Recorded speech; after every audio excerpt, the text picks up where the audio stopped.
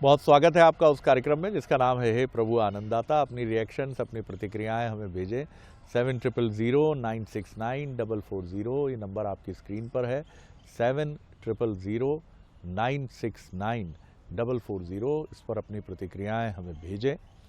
और कुछ आप सुनना चाहते हैं, कुछ आपके विचार हैं कार्यक्रम को लेकर। पोरबंदर से हमें हमारे वरिष्ठ नागरिक जो साथी हैं वो किसी से लिखवा कर, युवा साथी से हिंदी में हमें अपनी रिएक्शंस भेजते हैं। डॉक्टर वर्मा हैं, इन्होंने बहुत भाव विभल होकर हमें मैसेज भेजा है। चिकित्सक हैं ये। जीवन संगिनी के वियोग का सामना इन्होंने 1 वर्ष पहले किया और हमारा एपिसोड जो जीवन और मृत्यु या मैं ही क्यों चुना गया, इनको कई प्रश्नों के उत्तर इनको मिले हैं। बहुत धन्यवाद डॉक्टर साहब। आज हम एक ऐसे विषय पर बात करेंगे इस कार्यक्रम में जिसको हमने सुना तो है लेकिन हम ज़्यादा गुनते बुनते नहीं हैं। एक कहावत है बड़ी सहज रूप से, जैसा खाओ अन्न वैसा हो मन। अब इसका क्या अर्थ है साहब? क्यों कहा जाता है तामसिक भोजन, राजसी भोजन और सात्विक भोजन? और प्याज और लहसुन जिनको आप शाकाहार में ही मानते हैं ही, लेकिन ये भी तामसिक वृत्ति के क्यों मान लिए जाते हैं? गरिष्ठ भोजन, चलिए ये तो आयुर्वेद की तरफ हम चले गए कि हल्का और सुपाच्य भोजन या गरिष्ठ भोजन, लेकिन तामसिक, राजसी और सात्विक। अब इस भोजन का असर हमारे मन पर होता है क्या? क्या कोई ऐसा भोजन है जो आपको बहुत सात्विक बनाता है? तो आज जब आप डाइटिशियन के पास जाते हैं तो वो जो भोजन आपको देता है उसमें क्या रहता है? तो घोर सात्विक भोजन है। तो जीवन में वज़न कम करना हो या क्रोध कम करना हो या रक्तचाप, ब्लड प्रेशर नियंत्रित करना हो, शुगर को कंट्रोल करना हो, तो है कुंजी क्या है? तो कुंजी भोजन ही जो आप ले रहे हैं।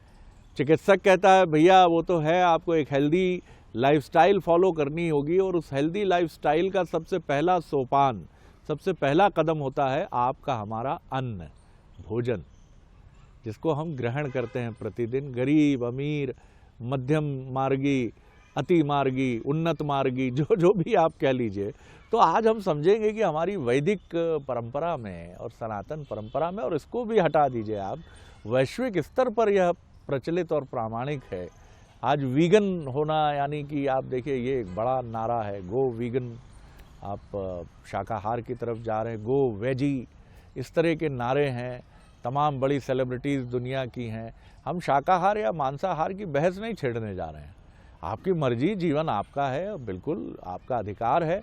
प्रकृति, ऋतुकाल, आप जैसा भोजन करना चाहें आप करिए, लेकिन भोजन से मन का और शरीर का, और जो हमारे यहाँ बहुत सुंदर शब्द है स्वास्थ्य, अंग्रेजी में तो हेल्दी कह के निपट जाता है मामला, लेकिन जिसका स्व केंद्रित हो उसके मन में, वो स्वस्थ है।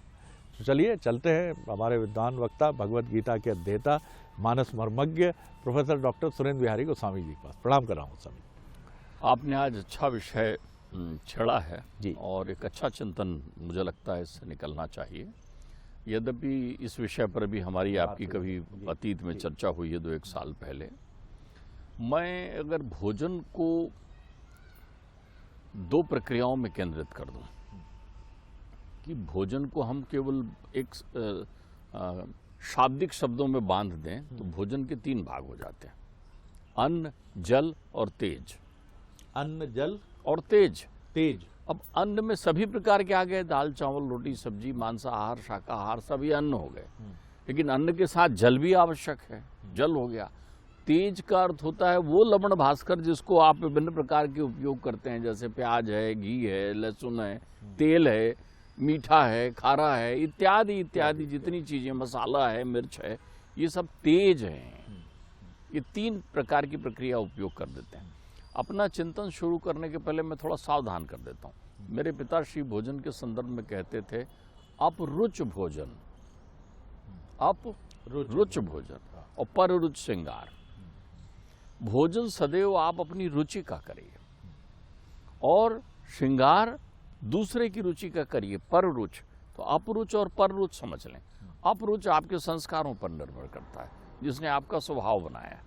आपके आचार विचार, उठक बैठक, खान पान इत्यादि इत्यादि परंपराओं से जो आपके यहाँ चली आ रही है, वो संस्कार का निर्माण करता है। वैज्ञानिक दृष्टि से देखें तो डीएनए जन्य भी है। हाँ, डीएनए जन्य आप उसको कह हाँ, सकते हैं। जी। दूसरे नंबर में क्या होता है कि बहुत सारे लोग ऐसे होते हैं जो संस्कारों से हटकर भी भोजन ग्रहण करने लगते हैं। संग कुसंग का असर उनके जीवन में पड़ता है और संस्कारों से हट जाते हैं। संस्कारों के साथ एक बात और है, हमारे यहाँ प्रकृति ने, पिताजी कहते थे प्रकृति ने किसको कैसा भोजन करना है उसके अनुरूप उनके शरीर का भी निर्माण किया है। वो कहते थे जो लोग शाकाहारी हैं उनकी व्यवस्था और जो लोग मांसाहारी हैं स्वभाव से उनकी व्यवस्था में बड़ा अंतर है। वो कहते थे दंती नामचा नखी नामचा, दांतों की बनावट से और नख की बनावट से आप ये तय कर सकते हैं कि ये मूलतः कैसे हैं, और उसमें जिह्वा का उपयोग भी करते थे। वो कहते थे जो स्वभावतः शाकाहारी हैं वो होठों से पानी पीते हैं, जीभ से नहीं। वो जो पानी ग्रहण करते हैं, जितने भी लिविंग थिंग्स हैं, जो भी प्राणी हैं, वो पानी पिएंगे तो होठों का उपयोग करेंगे या उनके होठों के स्थान पर बने हुए जो भी तत्व हैं उसका उपयोग करेंगे। और जो मांसाहारी प्राणी वो जीभ से पानी पिएंगे, जल ग्रहण करेंगे जीभ से। ये उनकी स्वभावता स्थिति है, परिवेशगत जो भी वो उनकी व्यवस्था हो जाए।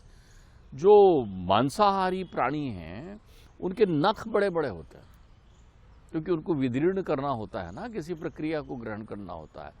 और जो शाकाहारी प्राणी होते हैं उनके नख वैसे नुकीले पैने नहीं होते। आप ये समझिए। फिर वो कहते हैं दांतों की बनावट, जो निकले हुए दांत जिनके होते हैं वो मांसाहारी होते हैं और जिनके दांत समतल होते हैं वो शाकाहारी होते हैं। फिर वो आँखों को भी इससे जोड़ देते थे। वो कहते थे शाकाहारी प्राणियों के बच्चे पैदा होते ही आँख खोलकर दुनिया देखते हैं, और जो मांसाहारी स्वभावता बने हुए उनके बच्चे जब जन्म लेते हैं तो वो तुरंत दुनिया नहीं देख सकते, उनको दुनिया देखने में समय लगता है। इस मापदंड से स्वभावता मनुष्य को वो शाकाहारी की श्रेणी में पिताश्री रखते थे। लेकिन इसमें अपरुच भोजन की व्यवस्था शामिल थी। पररुच यानी जैसे समाजोत्सव दर्शन जैसे समाज में प्रचलन होता है, जो आपके कार्य होते हैं उनके अनुरूप आप वेशभूषा धारण करते हैं। अब दूसरी अन्य पर इन तीनों तथ्यों पर सामवेद में बड़ी सुंदर बात कही गई है। ध्यान रखिएगा, वेद हमारे वो प्रमाण हैं जिसके आधार पर हम बड़ी गहराई से वैज्ञानिक मीमांसा जहाँ की गई है वो वेद है। तो जहाँ सामवेद के अंश से उद्भूत हुआ है एक उपनिषद बड़ा सुंदर, जिसमें ओम की व्याख्या की गई। ओम एक ऐसा शब्द जो उद्गीत है, उपास्य है, जिसकी उपासना हम करते हैं, वो है छांदोग्य उपनिषद। और छांदोग्य उपनिषद में इन तीनों के संबंध में पृथक मूल और वैज्ञानिक चिंतन किया गया है। वो कहते हैं जो ग्रहण करने योग्य है उसे अन्न कहते हैं, और जो ग्रहण करने योग्य नहीं है उसे अनन्न कहते हैं। लेकिन प्राण को अन्न और अनन्न दोनों की पात्रता है। प्राण अपनी रक्षा के लिए अन्न का भी भक्षण कर सकता है और अनन्न का भी भक्षण करता है। अनन्य यानी अन्न से नहीं, उसको ना खाओ। हाँ। खाद्य नहीं है, वो तुम्हारे योग्य नहीं है, उसे मत खाओ। उसे खाना ठीक नहीं है तुम्हारे शरीर के लिए। लेकिन प्राण रक्षा के लिए अनन्न भी प्राण ग्रहण करता है, अन्न भी ग्रहण करता है और अनन्न भी ग्रहण करता है। आप ये समझिए, मैं इसको बड़ा जितना सहज हो सकता है हे प्रभु का आनंददाता के दर्शकों के लिए उतना मैं इसको सहज बनाकर प्रस्तुत करना चाहता हूँ, तीन तथ्यों को। फिर छांदोग्य उपनिषद कहता है सबसे पहले अन्न के बारे में कि अन्न से तीन तत्व का प्रादुर्भाव होता है। प्राण अन्न क्यों ग्रहण करता है? इंद्री, हमारी इंद्रियां, हमारा मन और हमारी आत्मा, ये तीन मुख्य तत्व हैं। इनके बीच सेतु क्या है? झगड़ने लगेंगे नहीं, झगड़ने लगेंगे तो हमारे यहाँ इस आपसी वैमनस्यता की चर्चा भी है। मैंने आपसे पहले कहा हुआ है कि प्राण की जो है वो इंद्रियों के साथ युद्ध हो गया कि कौन श्रेष्ठ है, ये वर्णन भी किया गया। इंद्रियां कुछ खाना चाहती है, मन कुछ खाना चाहता है, बुद्धि कहीं और दौड़ती है। तो इनमें सेतु कौन है? तो छांदोग्य कहता है उस सेतु का नाम आत्मा है, इसलिए आत्मा को भी सेतु कहते हैं। तो ये अन्न आपकी आत्मा को पुष्ट करता है, आत्मा के लिए रस देता है, और वो आत्मा केवल वही रस स्वीकार करती है। ऋतम पे बंतो, वो केवल सत्य का पान करती है। सतोगुणी रस ही आत्मा ग्रहण कर सकती है। आत्मा को पुष्ट कर सकती है। आप उस साधना में उसकी अनुभूति कर सकते हैं। तो अब हम बात करते हैं अन्न की। अन्न जो आप ग्रहण करते हैं, चाहे वो शाकाहारी हो चाहे वो मांसाहारी हो, अन्न के 3 तत्व बनते हैं, एक स्थूल, एक मध्यम और एक सूक्ष्म। अन्न से स्थूल तत्व बनता है मल। अन्न का स्थूल तत्व मल बनकर आपके शरीर से बाहर निकल जाता है, और अन्न का जो मध्यम तत्व है वो आपके शरीर में मांस बनाता है। इसलिए जो लोग सतोगुणी भोजन करते हैं वो तो स्वस्थ रहेंगे। उनकी हृदय, हार्ट, हाथ पैर, लीवर, किडनी सब में कहीं फैट नहीं होता, फैटी नहीं होते वो। उनकी सेहत ठीक रहती है, क्योंकि वो मांस का निर्माण करता है। वो मांस आपके शरीर में अतिरेक में हो, मांस सभी जगह है। जितने भी फैट आप शब्द का उपयोग करते हैं वो अन्न का मध्यम भाग आपके शरीर में जा रहा है, सुपाच्य होने के बाद वो जा रहा है। और फिर सूक्ष्म भाग से बनता है मन। देखिए कैसा जोड़ा है त्रिगुणातीत को, तमोगुणी, सतोगुणी और रजोगुणी। आप ध्यान रखिए, तमोगुणी भाग जो है वो मल बनकर निकल गया, रजोगुणी भाग जो है वो मांस में परिवर्तित हो गया, फैट में, और उसका सतोगुणी भाग मन बना गया आपका। त्रिगुण तो सब जगह चलते हैं, मन। इसलिए आपने वो कहावत कही, जैसा खाओ अन्न वैसा रहे मन। उसको मन इसीलिए जोड़ा गया है, ये उपनिषदी व्याख्या है, क्योंकि वो मन का निर्माण कर रहा है। तो जिस भी प्रकार का अन्न ग्रहण किया, अगर आपने अनन्न ग्रहण कर लिया है तो आपका मन भी जो है प्रतिकूल दिशा में चलने वाला हो जाएगा। जो लोग भक्षाभक्ष का ग्रहण करते हैं उनके स्वभाव और बुद्धि में बड़ा अंतर हो जाता है। बहुत कामी पुरुष, बहुत आतंकी पुरुष, बहुत लड़ने वाला व्यक्ति, बहुत चिड़चिड़ाने वाला, बहुत प्रमादी, बहुत सोने वाला व्यक्ति जो है वो तामसी प्रकृति के अन्न से उत्पन्न होता है, उसकी मना स्थिति बनती है। वन में विचरण करते हुए वन में रहने वाले ऋषि मुनि हमारे यहाँ कंद मूल फल खाते थे। राम को 14 वर्ष का वनवास मिला। 14 वर्ष के वनवास में राम का संपूर्ण जीवन, सीता मैया का संपूर्ण जीवन, लखन लाल का संपूर्ण जीवन कंद मूल फल खाने में बीता। उन्होंने केवल कंद मूल फल का उपयोग किया, जमीन के भीतर जो, हाँ, कंद जमीन के अंदर कंद मूल फल, ये जो जितने भी हैं वो है। और इनमें भी उखाड़ कर तोड़ कर नहीं, जो स्वमेव समर्पित हो गया वो फल, यानी पका हुआ फल ही उन्हें मिला। ऋषि मुनि लाला कर उनको भेंट, चित्रकूट में देखो जो ऋषि मिलने आता था, अलग अलग प्रकार के कंद, ऐसे ऐसे कंद हैं जो 56 भोग की अनुभूति कराते हैं। आप जाइए तो जंगलों में आदिवासियों के पास राम फल, सीता फल के नाम से आपको कंद ला कर देंगे वो। आप उनका स्वाद देखिए। शरीर पुष्ट, बुद्धि सतोगुणी, अध्यात्म योग में संपन्न रहता है। तो जिस व्यक्ति को अपना मन निर्मल करना हो सतोगुणी भोग ग्रहण करे, क्योंकि मन का निर्माण वैसे ही हो जाएगा। आप ध्यान रखिएगा। अब हम आते हैं जल पर। शुद्ध जल क्यों पिए होना चाहिए? जल को क्यों छान कर पीते हैं? जल क्यों स्वस्थ शुद्ध ग्रहण करते हैं? हर जगह का जल ग्रहण नहीं करते। बहते हुए जल को प्राप्त करना सबसे श्रेष्ठ माना जाता है। पर्वतों, झरनों का, कूप का बहुत सुंदर जल माना जाता है। जितनी गहराई से जल आप निकालते हैं उतना शुद्ध होता है। शोधित जल आपको ग्रहण करना चाहिए। जल हमेशा बैठकर और सम्मान से ग्रहण करना चाहिए।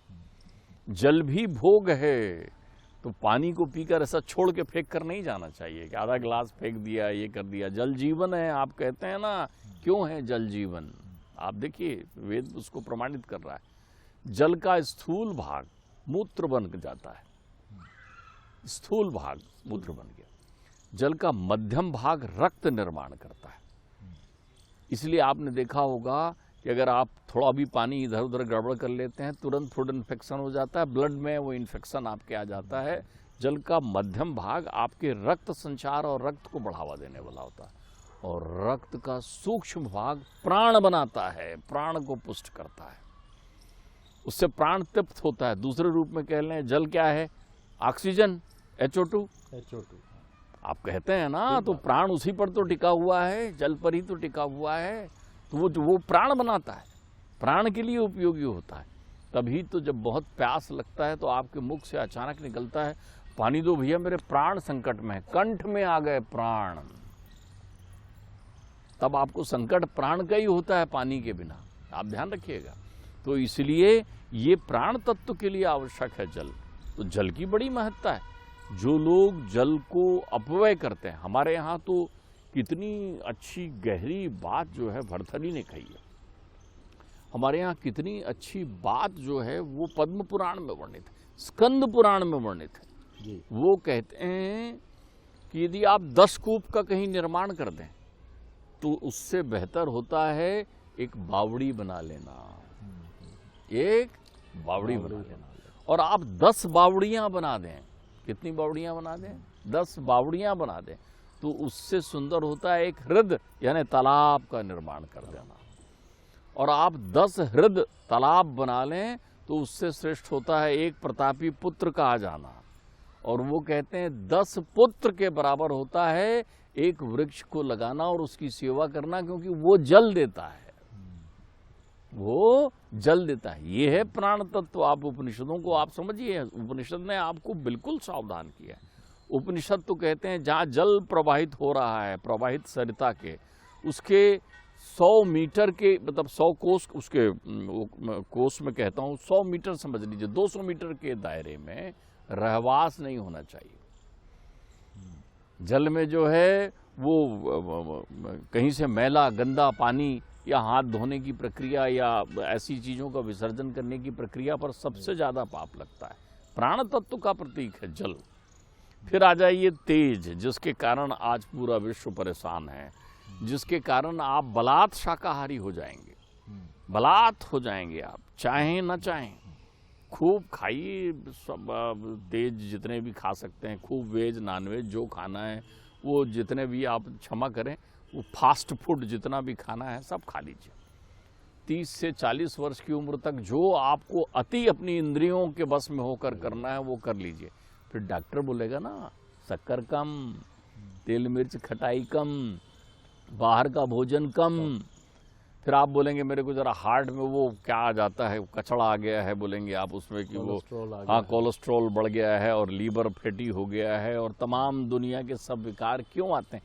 तेज, तेज में मुख्य रूप से आप समझ लीजिए घृत, तेज में मुख्य रूप से समझ लीजिए तेल, तेज में मुख्य रूप से समझ लीजिए मिर्च मसाले, तेज में मुख्य रूप से समझ लीजिए आमिष भोजन। यही अनन्न जो आपको खाना नहीं चाहिए और आप खाते हैं वो आपका तेज बढ़ाता है। तेज मतलब ये तेज की गति बढ़ा देगा। तेज के 3 भाग हैं। ये चीजें आपके शरीर के लिए हैं।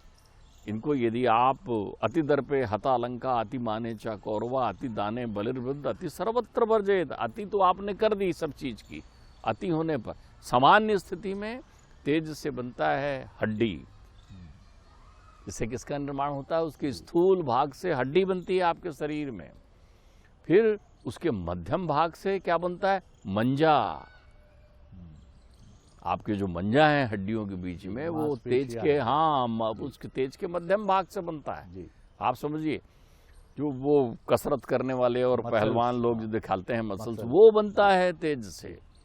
और उसके सूक्ष्म भाग से बनती है वाणी। वाक संतुष्ट होता है उससे।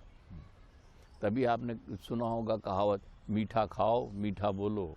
मराठी में कहते हैं गुड़ गुड़ खाओ गुड़ गुड़ बोलो। वो जो कहते हैं अभी तिल संक्रांति आ रही ना, संक्रांति में मीठा खाओ मीठा बोलो। जी जी जी, ये प्रक्रिया आ रही है ना। इसलिए वाणी तो जो व्यक्ति बहुत तेज भोजन ग्रहण करता है वो उसकी वाणी में शब्द नहीं, अब शब्दों का प्रभाव ज्यादा हो जाता है। क्रोधी, आप किसी को बोलिए नमस्ते नमस्ते, उसका खान पान देख लीजिए आप कैसा। नाक में भरा हुआ गुस्सा, हमेशा चिड़चिड़ाए हुए, क्यों? सुपाच्य नहीं होता ना वो भोजन, तो पाचन तंत्र में गड़बड़ी हुई तो सारी गड़बड़ियां आपकी आ जाए। अनिद्रा का शिकार हो जाता है ऐसा व्यक्ति, और या फिर अधिक निद्रा लेने वाला हो जाता है ऐसा व्यक्ति, या अनिद्रा या अधिक निद्रा, आलसी हो जाता है ऐसा व्यक्ति, प्रमादी हो जाता है ऐसा व्यक्ति, विलासी हो जाता है ऐसा व्यक्ति जो तेज का आधिक्य उपयोग करता है अपने जीवन में। और जो सतोगुणी भोजन ग्रहण करते हैं उनकी वाणी, इसलिए देखिए बुद्ध, महावीर, कृष्ण, राम, ये जब बोलते थे आप समझिए तो इनकी वाणी अनुगूंजित होती थी चौओर। वाह डॉक्टर साहब, संत जब बात करते हैं आप सुनो तो उनकी वाणी अनुगूंजित होती है, क्योंकि वाणी की उपासना का वो तंत्र अपने साथ है। बहुत सुंदर बात है। तो देखिए किस तरह से भोजन की व्याख्या जो हमारे उपनिषदों में वर्णित है उसका एक स्वरूप आप देख सकते हैं। और ये आप इसे देखेंगे तो निश्चित तौर पर आप पाएंगे कि हर भोजन का अपना महत्व है। वाकई सही बात है, कुछ खाना खाने के बाद जिसको आप और हम कहते हैं कि त्योहारों पर बनने वाला भोजन क्यों देर तक सोने पर मजबूर कर देता है, क्यों दाल बाफले खाने के बाद नींद आने लगती है, तो भोजन का अपना विज्ञान है। क्यों कुछ भोजन ऐसे होते हैं जिनके बाद प्यास अधिक लगती है, और कुछ भोजन ऐसे क्यों होते हैं जो लेने के तत्काल बाद ऐसा लगता है सब शांत है, भीतर कोई बेचैनी नहीं है, शरीर एकदम हल्का है, फूल की तरह है। कोई भी आपसे कह ले, नहीं तो मैंने अक्सर देखा कि यात्रा के दौरान ढाबों पर भोजन करने के बाद यात्रा करना बेहद कष्टप्रद होता है। भूख कड़क होती है, भोजन ज़बरदस्त होता है और यात्रा फिर दूसरी दिशा में ही बढ़ चलती है।